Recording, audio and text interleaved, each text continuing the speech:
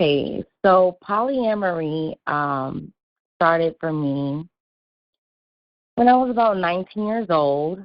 I started dating a gay friend, and I was kind of ashamed of it, and I didn't know what was going on. Like, I just was kind of like, oh my gosh, like, I was dating guys, he was dating guys, and I didn't understand what was going on. I felt like I was in this taboo relationship. So I ended up going to college and taking an anthropology class and finding out that other cultures and other humans do this. And it made me feel like, okay, so I'm not weird. Other cultures and other humans do this. I found out from the Na tribe in China, way back when, the women would have several fathers or husbands in their family. And the family lineage was marked by the matriarch. And, I found out that, some families are polyamorous. I've dated a man who was polyamorous and married, and the woman was bisexual, the wife, but they kept it from their children because I didn't know that, if a child gets involved in stuff like that, CPSS will get involved and see like what kind of adults around the kids. But it can get messy. Mm-hmm. And my polyamorous relationship as of this point, it started off like me and Papa Bear, we would date other people, but over time, I started to feel like I was just like dating Papa Bear, who was a really nice guy, but then sleeping with other men, and it made me feel like sometimes these men that I'm sleeping with aren't investing as much as he is, and I shouldn't just sleep around, because I feel like it's like a double standard for men and women. I'm starting to understand that in my own perspective. But so as of this point, Papa Bear is open to date other girls, and I'm not open to date other guys. And with polyamory, I feel like I don't control him in that aspect, as far as like who he can sleep with and stuff. But I control myself. It's like polyamory is about just you're controlling yourself and your actions and not the other person, not getting jealous. Like, my ideal relationship is to be in a polyamorous marriage, but then maybe not date other men, but just, I don't know. It's something that kind of turns me on about a guy that dates other girls too, because he like keeps himself up the older he gets when he's dating other women. But it's like, I want to get married still. It's like this like have your cake and eat it too kind of thing where, I want to get married, but I want this open relationship. But then it's like, I'm all confused. Like, okay, should I date other guys? Like, I'm just like, I'm shot out at this point. It's really interesting to hear you talk about it. And what I want to ask is, I want to know that I heard this right. So you said Papa Bear is allowed to date other women, or I don't know, allowed isn't the right word, I assume. It's not like, is that correct? It's not like you allow each other. It's each person does their thing, and either the other is okay with it or they are not. Is that correct? That's true, yes. So he does, and you don't. Is that where things are? Yes, and I'm noticing that if I do kind of slip up with another guy after I like told him, I only want to date you, because we go to swinger parties and like we only sleep with each other at the swinger parties, and he has slept with other girls or he hasn't, whatever he wants. But I notice he gets a little upset, like when I tell him like, oh, I slept with this guy, or oh, I went on a date with this guy, and he kind of, like, compares the guy to him, like, oh, he's a loser, or, oh, like, I'm starting to see, like, a little jealousy. It's very interesting to me that you're in a polyamorous relationship and somehow found me or this podcast. Tell me how that came about. So I found this podcast, I think maybe last year, just because I was, like, just Googling stuff, like books and stuff about relationships and commitment and stuff. And I came across it. And then I came across, like, you can be on the show and you can, like, get advice. I thought that was really cool. And so you listen to the podcast and you know how I work with women. Yes, you work with women to get to commitment. And it's like, I know that there's probably some hangups about me that's keeping me from getting the commitment I want, because I'm kind of, like, in and out, wishy-washy or something. I don't know, like, it's like I was raised that marriage is supposed to be, like, one man, one woman, and, like, polyamory is not part of it. But then it's like polyamory is all I know, but then I want to get married because I want to have kids, but then again, it's like, should I want to get married to have kids? It's like, I have to figure out what I want to do about what I want. And you're right. You do have to decide, in my book, because it's outside of the, what we would say, quote unquote norm. However, we do know just what you said is true, that there are a lot of folks in the world who may not even call it polyamory, but actually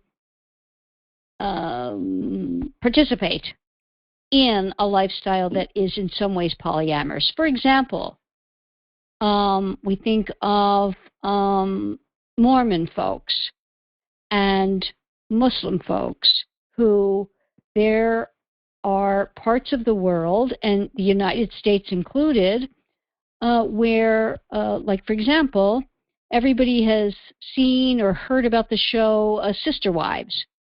Well, that is polyamory.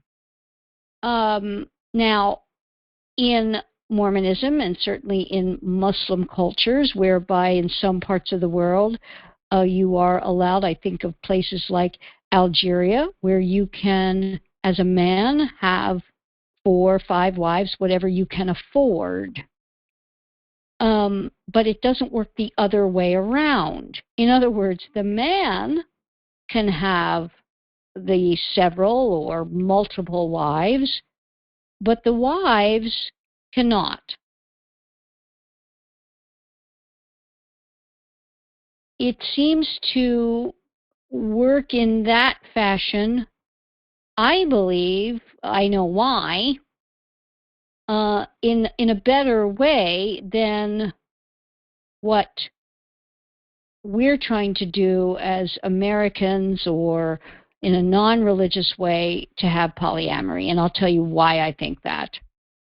It's just the male brain. And when we think about it, the reason why something like, we think about being a Muslim who can, in their country, have multiple wives,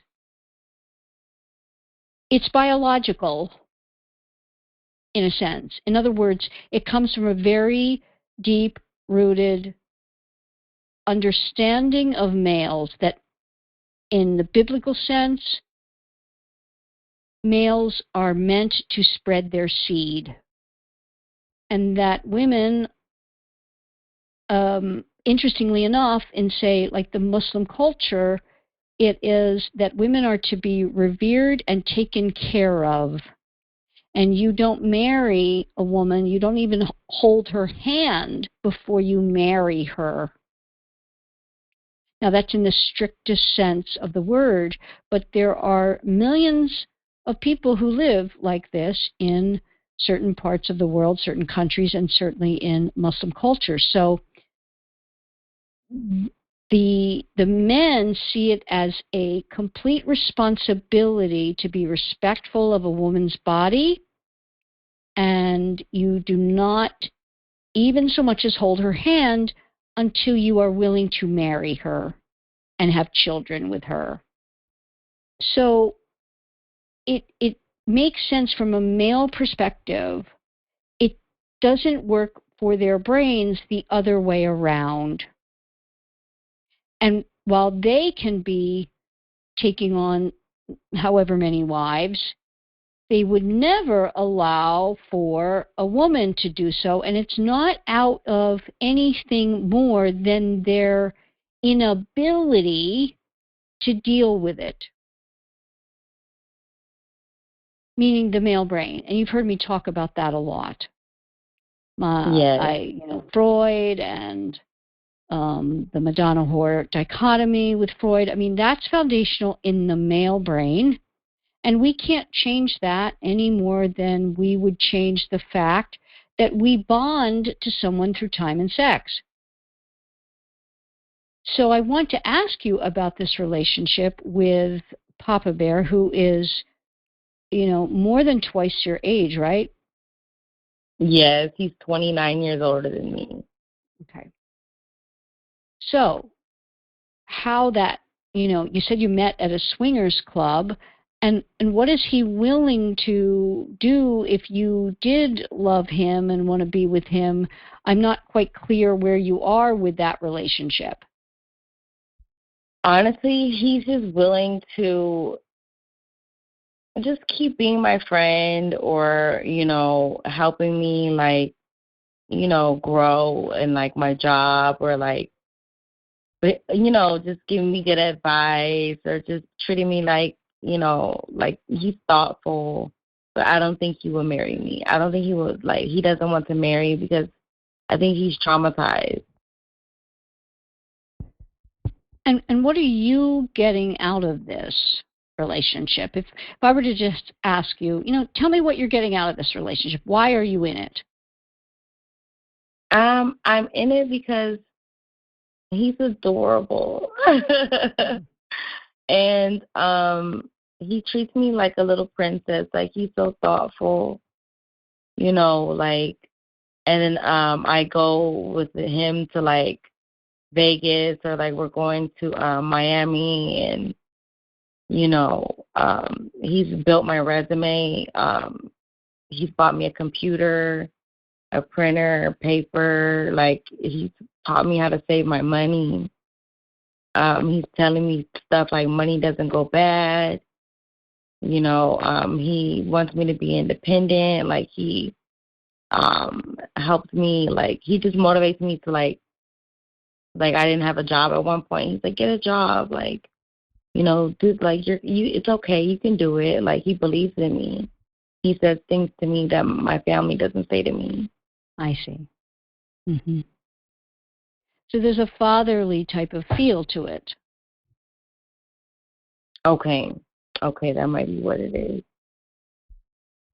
And do you want to have sex with him? You like having sex with him? Yeah, I love it. He's Okay. adorable. It's just the only thing is he's kind of vanilla.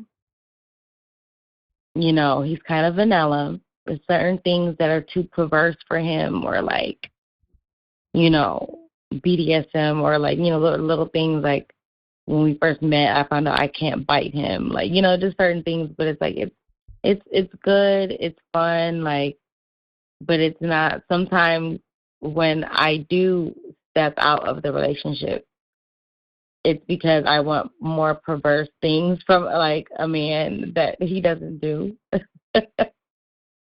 Okay. And I'm scared that, like, if I was to get married, like, would I be able to stay with one man? It's like I'm like I've never been called a cheater, probably because I'm polyamorous. But it's like I did tell him, like, okay, I don't want to sleep with other guys. And then I do it, and he doesn't get mad, but he's like, he has his hang-ups about it. Mm-hmm. Or he concerns about my safety, or, or he's like, like, what do you mean you just met him at a bar? Like, babe, you have to be careful, like, stuff like that. Mm-hmm. And it's nice that he is protective of you like that. In polyamory, I understand that there are no secrets. Is that right? Meaning, Right. And I have to tell him, like, I feel compelled. Every time I sleep with somebody, I call him and tell him, hey, babe, when you called me earlier this morning, I was in this guy's apartment. I met him last night, or this and that. And then that's where the hang-ups come, or sometimes he'll tell me, like, oh, I have a date Saturday. But then there's sometimes he doesn't tell me every single thing he's doing. And for some reason, it bothers me a little bit, because I tell him every single, like, I feel like we should tell each other when we're doing something, And it's not like he's keeping a secret or withholding information, but I feel like, if you sleep with somebody, you should, like, tell me, like how I tell you. But it doesn't matter. Like, I don't know. I need to figure out my standards or something. In your introduction, it was crafted by my assistant that you feel most young guys just want sex. Is that true? Yes. Oh my gosh. It's almost like they don't know how to express themselves or something.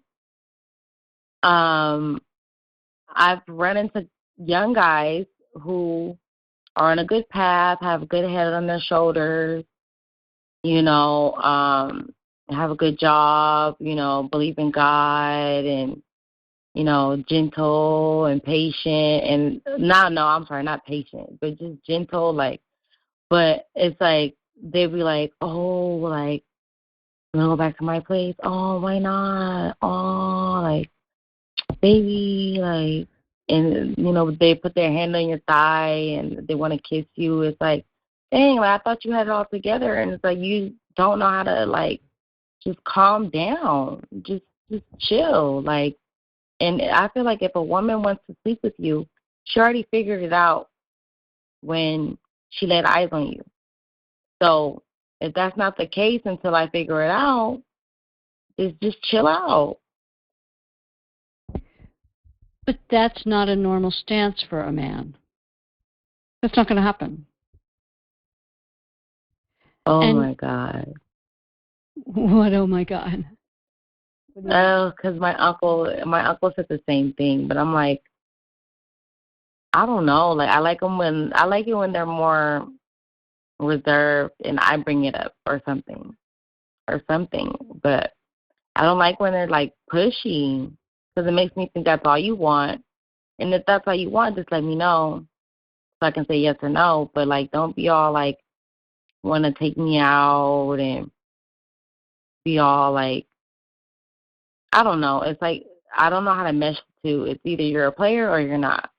You want to fuck or not,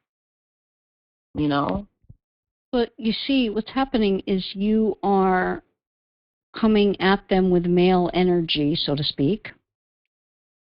And Okay. you are approaching it as a male approaches it with, and he's trying not to by taking you out or whatever it is. You just, there's a lack of understanding of the difference between male and female here. Okay. And you see, there, I believe, and I know there are polyamorous relationships that do work. And I don't know the statistic on it, but yes, there are people in these types of relationships, and it does work. Here's what I know, that things in a very long-term relationship can lend themselves to it for one reason or another. However, if you are wanting marriage and you are wanting children with most men, they are not going to be comfortable because it puts you in second category. And that's just male. That's just the male brain. They will not. Can you explain that more when you say second category? Well, you know, when I talk about Freud's Madonna whore dichotomy, right? Mm-hmm. That's the black and white of the deepest reptilian brain of males, meaning a woman is either marriage material, meaning chaste, good girl, woman to the old saying, bring home to mother kind of woman, or she's one to have fun with and have sex with only. And he will never consider that to be the wife and or mother of his children. And men... And that's fine. Oh, sorry to talk over you. That's fine, but I don't want that guy thinking that about me and then wanting to take me out. I want him to just, like, stay away from me. So what, in thinking what about you? I'm unclear. What do you mean? Like, if I was second category, I'm like, okay, cool. He thinks I'm second category. I'm going to leave him alone because I don't want to have sex with him on the first date. But it's weird because it's like I have like these two personalities. Like, one personality is like, I usually I have went out of my house to hunt for guys to have sex with, like a high sex drive. But then it's like when the good guy comes along, and I'm like, oh my God, like he seems like a good guy, and then he comes along and he just looks like the damn devil. I'm like, oh, you're just like the rest of them. I wanted to sleep with you. I would just let you know that. Goodbye. Ebony, I have to tell you, you're so playing a game with yourself here. Does that make sense? A little bit, maybe. You are messing with your own mind because you're not accepting the existing reality of men, like your uncle says. I talk about this in a YouTube video of mine. We cannot change existing realities. So Buckminster Fuller, an old, goes back, I don't know, 50 years or more probably, said, and it was about business or industry, you know, if you want to change something, you can't do that by attempting to alter existing reality. You have to, in business, find a new way because you're not going to change existing reality. Well, it's the same between men and women. There are foundational, anthropological, sociological, physiological, in every way, differences between men and women. We cannot buck that. And you're attempting to do it, and it will not serve you well. You might have fun, but it's not going to serve you well if you really want what you say you want, which is to get married and have kids. Even if it's going to be in a polyamorous relationship. Okay. Because you see, he will immediately put you, if you come across in this sexual way from the outset, any man will put you in second category. That doesn't make him bad. That doesn't make him a player. It doesn't make him, he's male. So they know that, they know, because I try to pretend I call it two personalities, but it's maybe I'm just a freak. What do you mean by that? Maybe you're just a freak. What do you mean? Because it's like I try, like it's so hard. Like I cannot be like I want to be a good girl, but it's like so hard. Let me tell you something. You're not a freak. It is hard. Okay. It is hard. Okay. When there is someone that we want sexually, it's very difficult. But here's what I want you to remember. Take the sexual feelings you have when you've met someone you want to have sex with and times that by 50%, 75%, almost 100%, and now you know what it feels like to be male. Oh my God, that's horrible. Mm-hmm. Mm-hmm. It's horrible, and it's also wonderful in a way.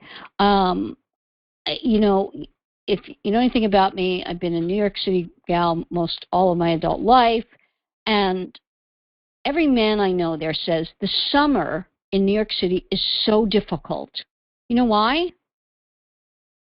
All the women are out in various forms of undress, unlike the winter.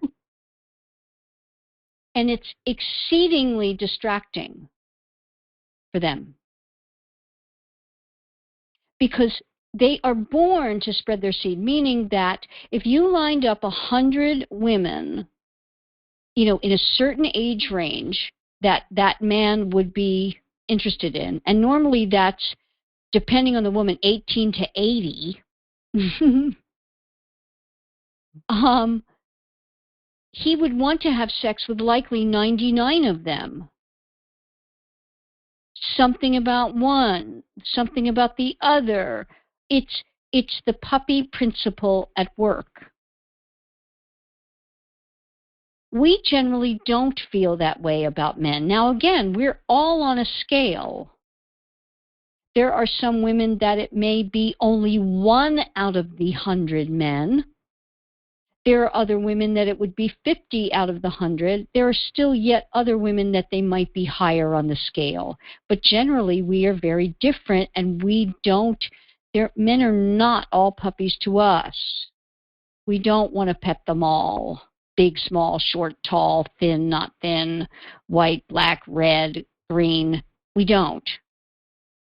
We generally have a very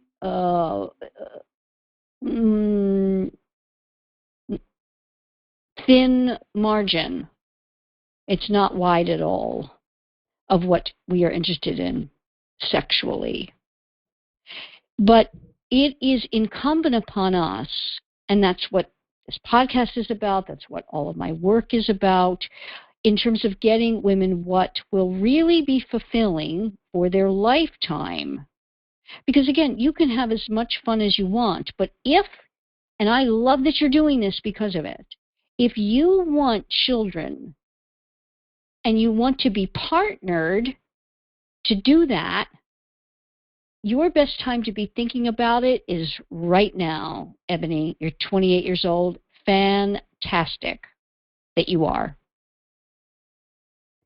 Because I can't tell you how many women come to me in their early 40s wanting to do just what you're talking about. And let me tell you, the difficulty there is enormous. Wow. I thought I was thinking about it kind of late though. Like, I mean, I'm not like that old, but I'm not really young. But it's like, you know, I I was like the girl that was like working really hard from like 18 to 24, and I went through some trauma, and then like I kind of just like I started stripping, like I was just trying to get money and survive, or trying to get on top, or like succeed. And I was okay. I'll worry about kids and stuff later. But now I'm in a place in my life where I want to take that step instead. Yes, and good for you. I do want to ask you, when you say about trauma, was there sexual trauma in your life at any point, if you don't mind disclosing? And you don't have to tell particulars. No, it was more my self-esteem was very low about my intelligence, and I put all my self-esteem into a good job or getting a good job or a job, and then I ended up getting into a car accident that was just really traumatic, and I lost everything. And basically I committed a hit and run accident, and it was just really scary. And I went to jail, and I got out of jail, and I didn't know what to do with my life, and I started exotic dancing, and I did that for 2 years, and it was just really rough, so I feel like that robbed me of like thinking about normal things that normal people think about at that time. Thank you for And sharing that's why that. I feel like I'm like late in the road. Like, like 25, other people were getting married, and having kids and partnering up, and I was giving freaking lap dances. Hmm. Hmm. But it's understandable. Totally understandable. And you did what you needed to do at the time. And I really give you an enormous amount of credit for even thinking like you are. You are ahead of the game in a big way. To a great degree, you are. Now, what I want, if I could be your mom or your big sister, or I would want to say, okay, Ebony, we got to get you out of this relationship with 57-year-old Papa Bear. Got to get you out of that. No matter how wonderful and consoling and fatherly and the good sex and all of that, it's not going to serve you. It's a salve in the moment for whatever's going on. That's true. It is in the moment, and we both know like we're not getting married. It's not going to be forever. It's like a toy. I'm not going to lie. It's like a toy. He's like a little toy. Like he's like somebody that makes me feel good, but then it's like I'm not thinking about my future when it comes. It's like what about my future though? Yes, exactly. And here's the thing with men in terms of their being territorial, so to speak, and why the polyamory works in, like we're talking about, Mormonism and Muslim cultures and others that I'm not that aware of, but there are others like you talked about. Why it works is that the man just is expanding his territory. He has one woman, and that's territorial, and then he expands it and just has more territory. You see? But when a man your age or close to your age or just a bit older who is ready, willing, and able to take on a real relationship with someone that he may marry and have children with, he's not going to, and again, I'm talking in gross generalizations, have any other man in his territory. Whoa. Dang. Because I literally I ran into a guy, and he told me like he doesn't want me sleeping with anybody else, and he was talking about the future and stuff. And this is like second date, and I'm like, I was scared. I was like, wait, but I was like, I just wasn't ready because I was like, I'm still in a relationship with Papa Bear. Like, can we all just like all of us just until I'm ready? And I guess I can't do that. I have to make a decision. Well, let me ask you a couple of questions about that. Did you tell him this man? What's his name? Let's give him a name. You don't have to give his real name. What's his name? You mean Papa Bear? No, the other. Or the other guy? Let's call him Baby Bear. Because he's young. Let's call him what? Baby Bear. Okay. So he's 36. Okay, so he's age appropriate for you, and he's ready to settle down, he says. It's only second date, he told you that. Yeah, he just probably, I think he's just saying that to be nice because it's the second date, and I don't know. Like, maybe I need to be more positive because I feel like guys that age just don't want to settle down. I just be like, yeah, right.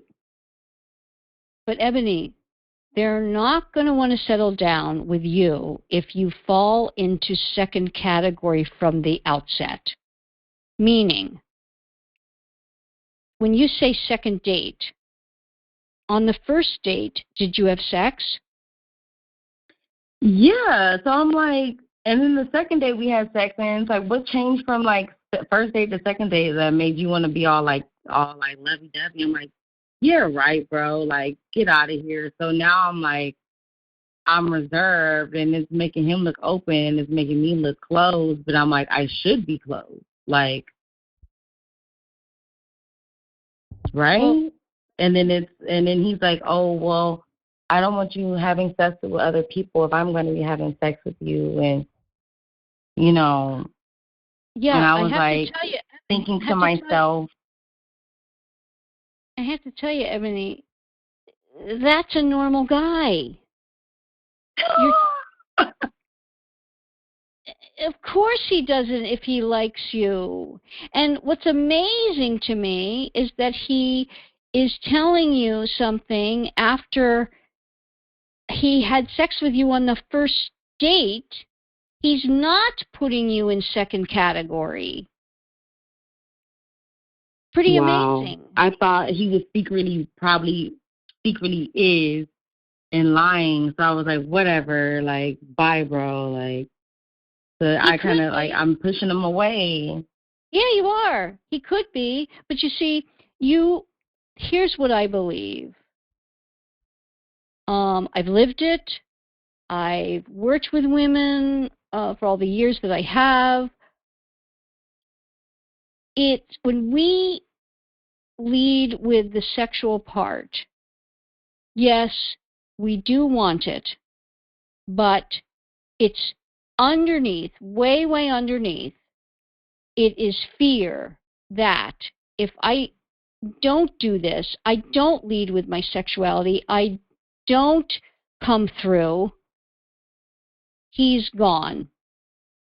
And it's also that we want to be wanted. And I'm scared of getting hurt. Like, I'm scared of, like, getting hurt, Like, it's not so much he's gone. It's more like he's going to hurt me. Like, he's going to hurt me, and then my ego is going to be bashed. Like, it's like an armor, It's like I do not want to lose. I don't want to lose. Like, I don't want anybody to hurt me. I don't want anybody to feel like they got me. So it's like, I push people away. Like, I just push them away. Like, because I'm like, you're going to go away anyway. Like, just know, like, you're not going to win, and I'm not going to lose. And it's like, that sounds so masculine, but that's how I feel. Yes.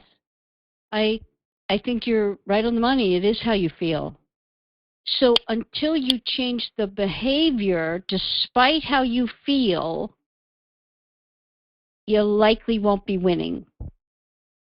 Oh my gosh, I have to change my behavior despite how I feel? No question. It's what we all have to do.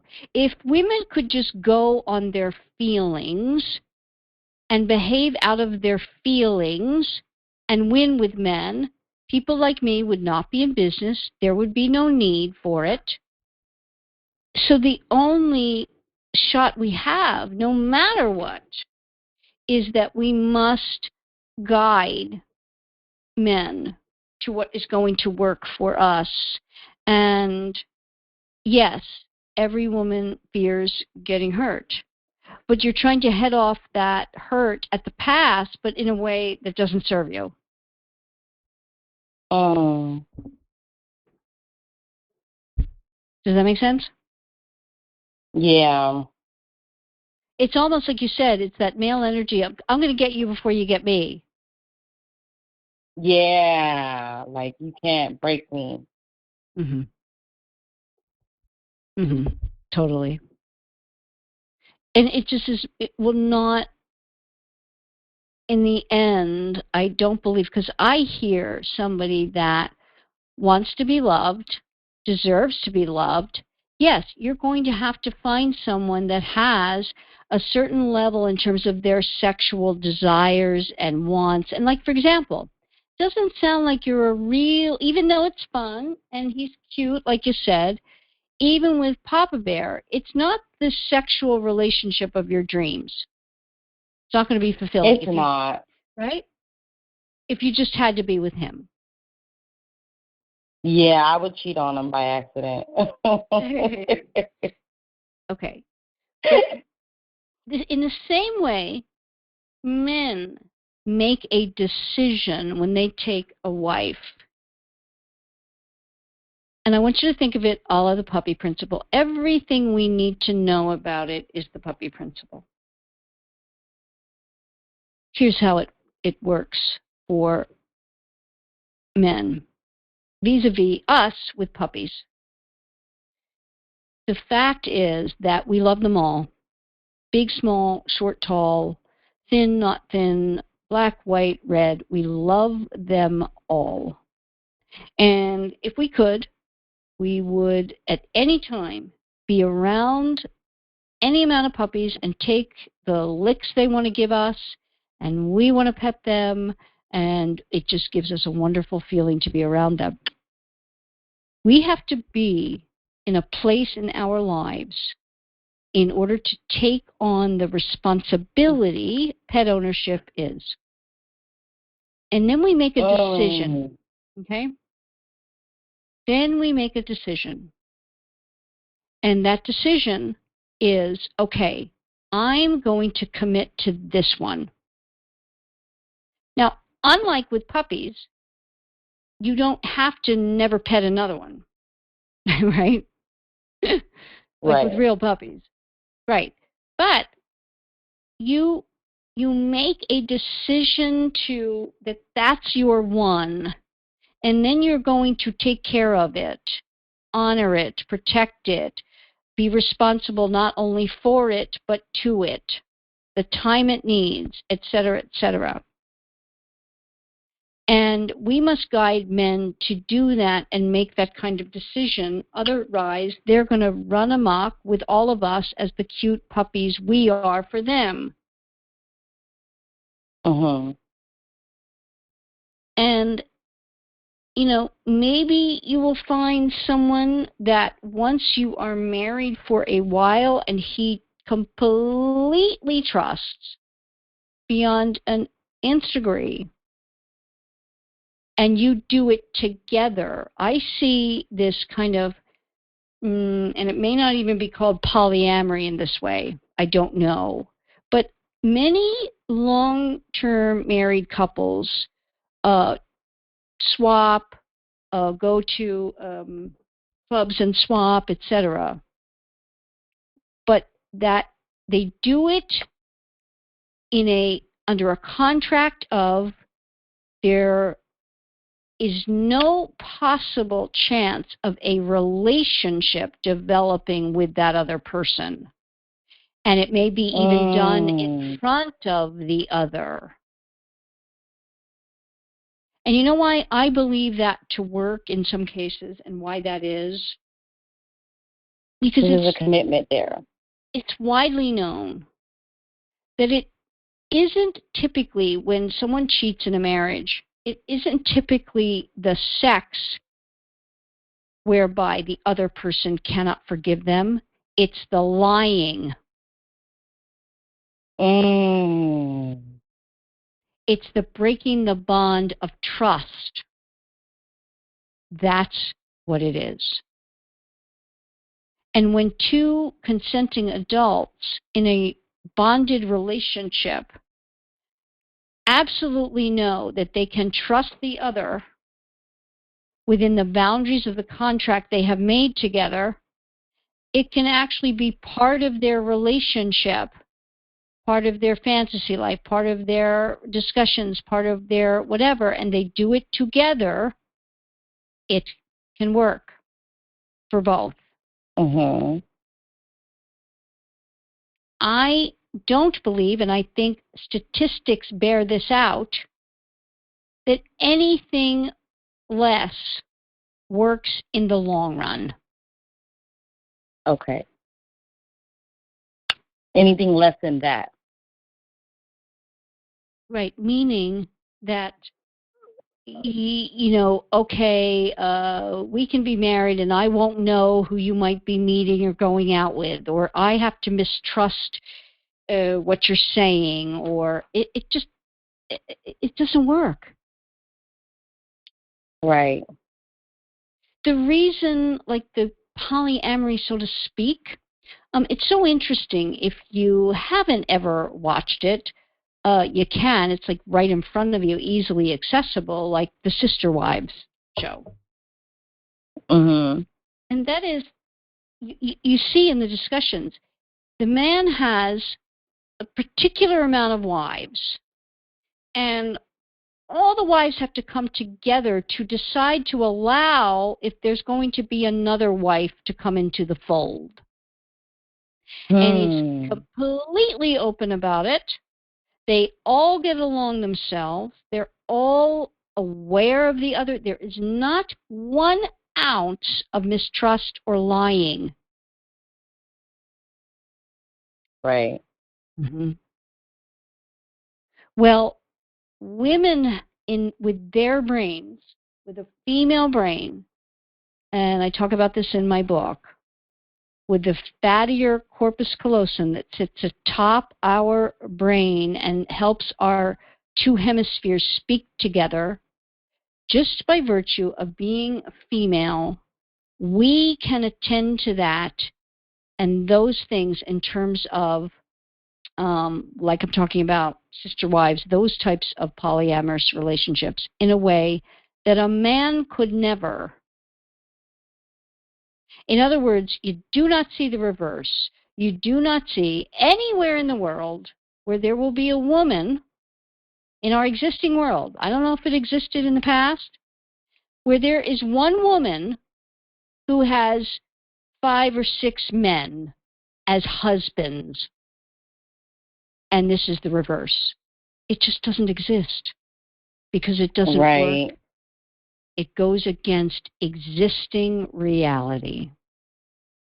And when we buck or attempt to buck existing reality as women, we lose.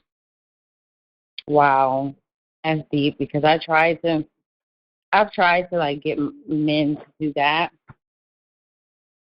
And it's like I try to see if it works. Like I told the guy, Baby Bear, I told him about Papa Bear, and I'm like, I don't want you to sleep with anybody else, but I'm like, what about Papa Bear? He's like, I'm not sleeping with anybody else. Well, let me ask you something. This Baby Bear, if you could have something go the distance with him, would you want that? No, because he's not successful enough for me. I want somebody more successful. Okay. Okay. And I attract successful men, so it's like if I attract somebody unsuccessful, it's like, oh no, like, I can get a successful guy that wants to settle down. Or even Papa Bear said something about this bus driver. I was telling him how the bus driver, he had goals of getting married. Good head on his shoulders, good kid. He was 30, and Papa Bear, him probably being a little jealous, he was like, "Oh, you could do better than a bus driver." But it's like I can pick a bus driver, but it's like the bus driver was trying to sleep with me a little, like literally, in the middle of the first conversation, texting. He's trying to sleep with me. I'm like, no, because I wanted more with him. Like, the nice guys, if I want more with you, I'm not going to sleep with you so fast, because you're cute, you're adorable, I like you. But if you're a bad boy and you're just cute, it's like, okay, he's fun for a night, but I can't have fun for a night anymore if I want to get married. Yes, you're right about that. If you want to marry that man, having fun for that night will not serve you. But the good guys, like, I want to marry them, so I don't want to have fun for a night. But the bad boys, it's like I use them for sex. So, but it's like I can't use guys for sex anymore. That, and with the good guys, it's like if they come at me too fast, then I just get another good guy while I'm changing my behavior to eventually seeing my changed behavior. So are you open to a suggestion given your particulars? Yes. Okay.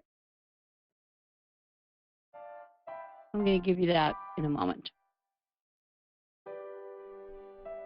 Looking to lure back an ex-love? Let Coach Paula help you get back together with a man you realize might be the one for you. Make the next time around a charm with complete commitment. Connect with Coach Paula Grooms on Instagram, Facebook, or at CoachPaulaGrooms.com.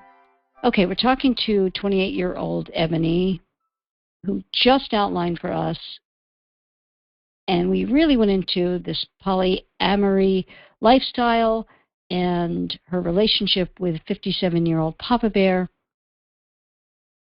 And I wanted to give you just what I believe might be helpful to you, a suggestion about what you could do now. And this is going to fly in the face of the polyamorous relationship contract, so to speak, that you've made with Papa Bear. And here's what I mean. You are getting a lot of good stuff from him, meaning support and real friendship and caring on his part and concern. Like, for example, he's concerned when he hears you have met someone at a bar and then gone home with him that night. Correct? Yes. Yes. Okay, that makes sense. And he's right, by the way. I mean, he's right. But, okay, be that as it may, you don't want to give up Papa Bear until you have something else. Yeah. Okay, understandable. If you... Or to marry Papa Bear, but he doesn't want that. So I'm not going to push. I already know you can't change a man, so. Right, he's not going to do that. Okay, so if you want that until, you've got to really come to terms with focusing on what works to get you what you want. Meaning, the first order of business is to find a man who does want to marry you and have children with you. I'm hearing that's a goal of yours. You're not going to ever, for a man who would fall in love and want to be in a committed relationship with you in that way, will not accept that there's this other man, Papa Bear, in your life. Maybe as a friend, but not sexually. Okay. And the only way around that is to be honest with Papa Bear. A la this, for example. Papa Bear, I've been doing a lot of thinking, and you know that I want to get married and I want to have kids. And a lot of people around me are getting married and having kids. I want that. And I know that if I continue down this road in terms of pursuing polyamory above all, that's going to be seriously difficult to find and seriously difficult to get. So I want to be dating men who will marry me, possibly, and want to have children.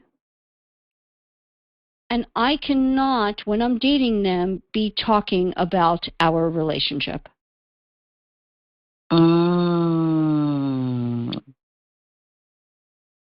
I cannot. It's just never going to work for men who will want to marry me. Yes, they'll want to be with me. They'll want to sleep with me. We can have this, but they're not going to do it. I mean, to find someone who will is such an eclipse. It is beyond, that's like putting all of your money on one number on the roulette table. Probably even worse odds than that.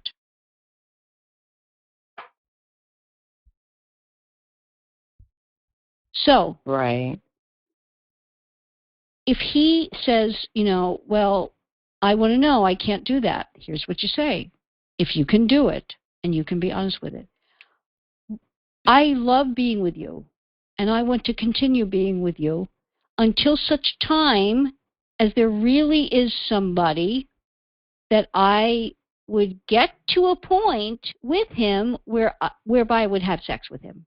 In other words, I want to date and not lead with my sexuality. I want to date and see if somebody can want me for more than that. Mm-hmm. I want to see what it feels like to just date and not have that fear. Behave my way to a result rather than just have fear and put my self out there in a way that is going to hurt me in the long run. What would he say? He would say, okay, baby. I would hear his voice saying that. And he'll pat my leg. He likes to pat my thigh. So he would do it. He would continue. Yeah, he would do it. Yeah, he would do it. I would hear him say, okay, baby. Okay. And he'll pat me on the thigh. And what? A couple times. Okay, so it's not him then. What are your feelings around it when you hear? Is it immediate fear, like, oh my God, I can't do that? I feel like I can do it, I just thought that if I didn't tell the new guy about Papa Bear, I would be breaking a code of polyamory, being dishonest, but I'm not bonded to that guy yet. If you're not having sex with him, he needs to know nothing about your sex life.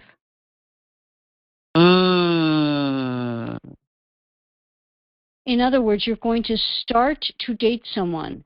Now, that could seem very disingenuous, dishonest. Many women will say, that's awful, that's wrong, whatever. I'm not here, and do I ever put a judgment call on anything.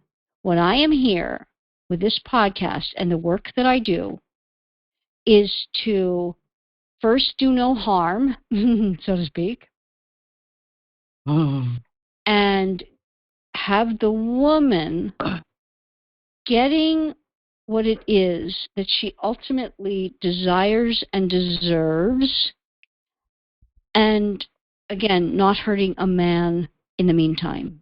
So in other words, how I see this, so you know what I'm thinking.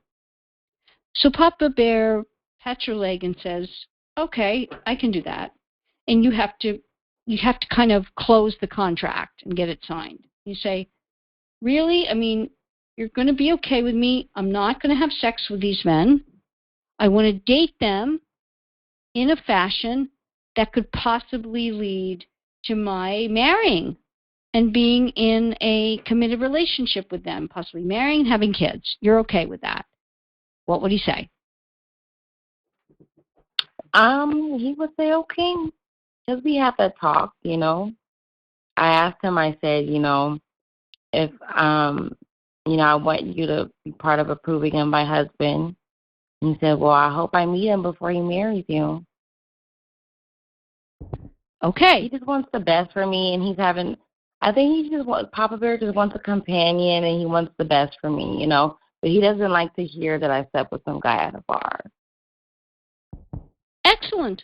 Good. So he'll be on board with this decision you are making. This decision you are making, right? Yeah. Because he will know, as a man, and as a man his age, you are making a good one for yourself. Yeah. And then you set about dating in a way that leads the man down a certain path. Because here's the deal. If you date in a way that is not leading with your sexuality, and I'm not saying you don't flirt, I'm not saying you don't have fun, I'm saying it's a not yet. It's not a no, it's a not yet. Watch my YouTube video, The Power of Not Yet. Not yet.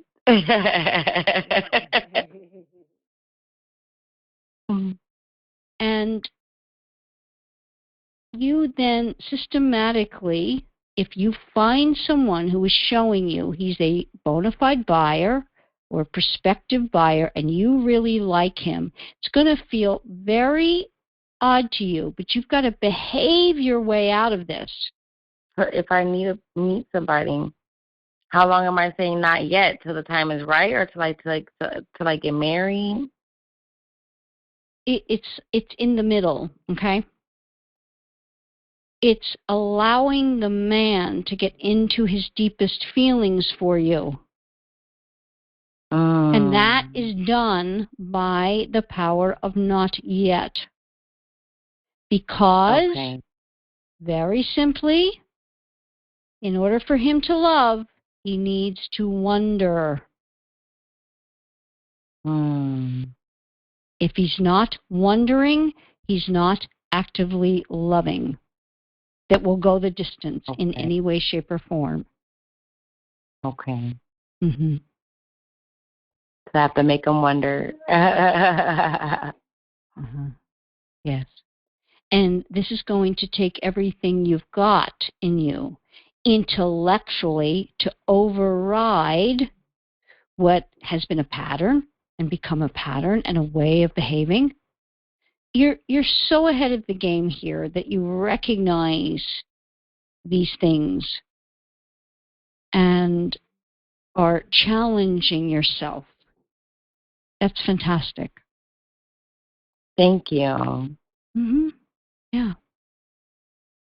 And so if you were to, I believe, start step by step doing this kind of thing and leaving yourself alone and saying, I have to deal with the anxiety that is going to come up when I'm with them, and I want to show them my sexual self. That's going to create like a dissonance in you. And you have to trust. And the first time you do it and you see that he's going to be interested after, you build on that skill set and you build on it each little step of the way. You do a lot of reading. You do a lot of repeating. In other words, when you find somebody who's on point with the right message, and I say this to everybody, whether it's me, whether it's others, find someone who is on point. And like with me, I have the podcast, the YouTube videos. Repeat, repeat, repeat. It's what gets you into your subconscious mind. And it gets it in there. And that's where change takes place, through repetition. Action, repeat. I like that. I like the solution. Great. Excellent. And then I can write you maybe in 6 months, like how things are going with my dating life.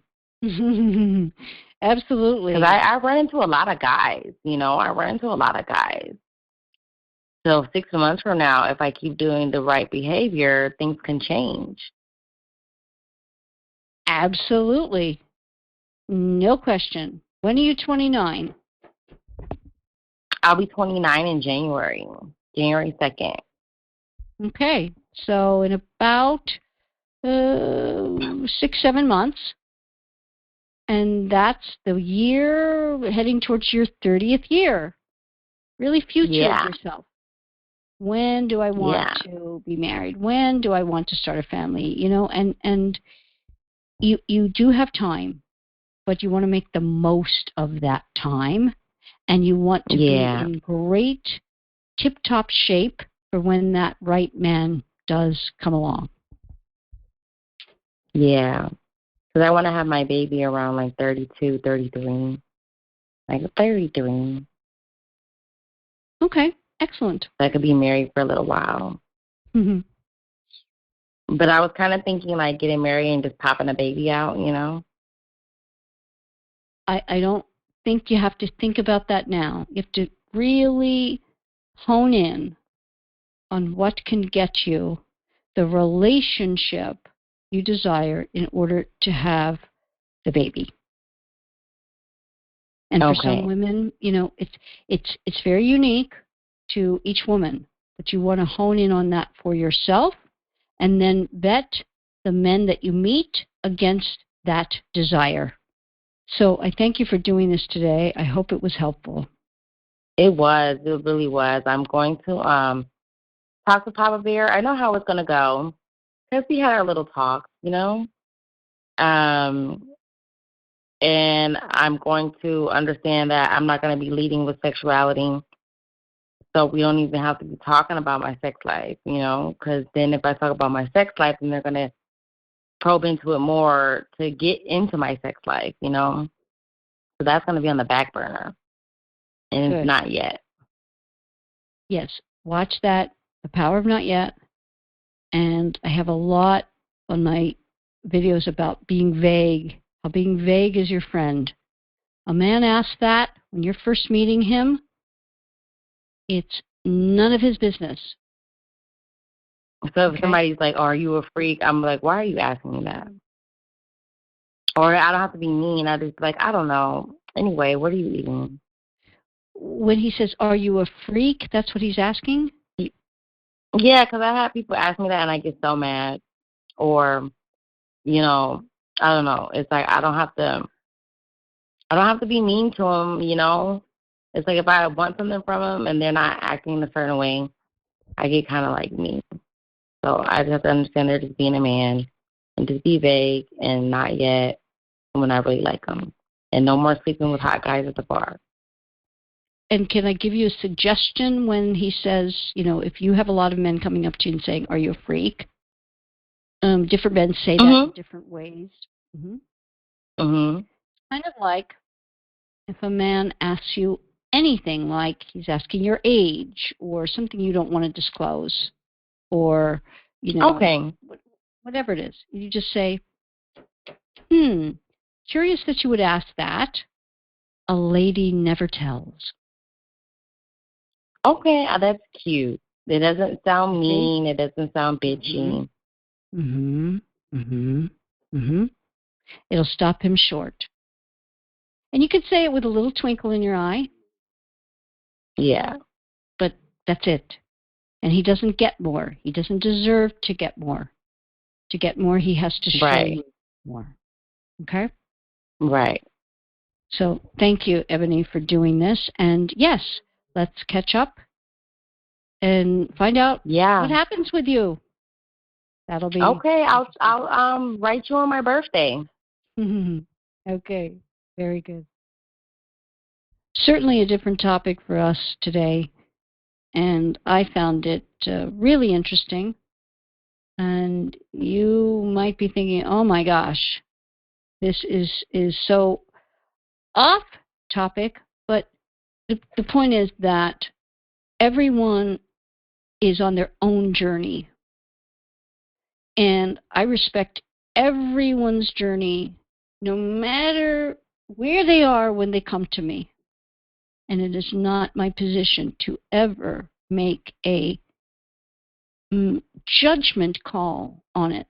I'm not here to judge at all, as I believe no human should be judging another.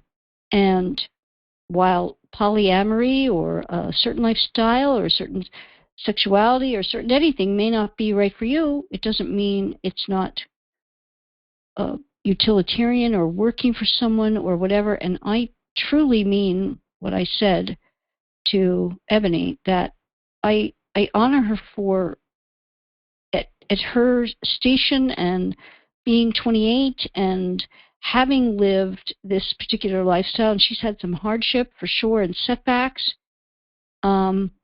Good for her. And I'm here to support every woman in getting what it is she desires and deserves. And along that line, don't forget, with any man in your life, you have to make him wonder. If you've benefited from today's conversation, please subscribe and share. Connect with Coach Paula at makehimwonder.com. There you can take several relationship evaluations, discover her books and other resources, and find out if one of her personalized coaching programs might be right for you.